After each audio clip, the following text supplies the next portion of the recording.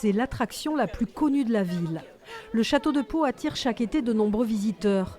Un emblème dans les déambulations urbaines touristiques. Les halles, on va aller voir la gourmandise, et puis oui, voilà, le château, et puis le musée aussi, voilà, en particulier. On n'y vient pas souvent, mais j'adore, donc on y vient une fois par an à peu près. Mais je redécouvre chaque fois. En cet été particulièrement chaud, les touristes ont d'abord boudé la ville. Même le petit train qui permet une visite guidée sans effort n'a pas fait le plein en juillet.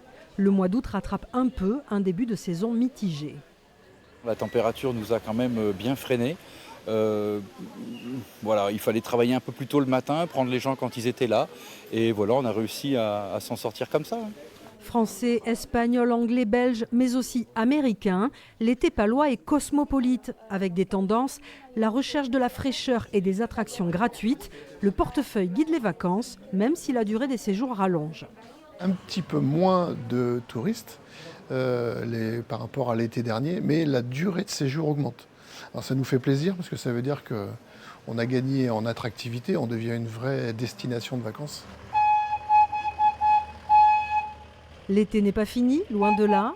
Le petit train a encore le temps d'emmener son flot de touristes dans les rues de Pau.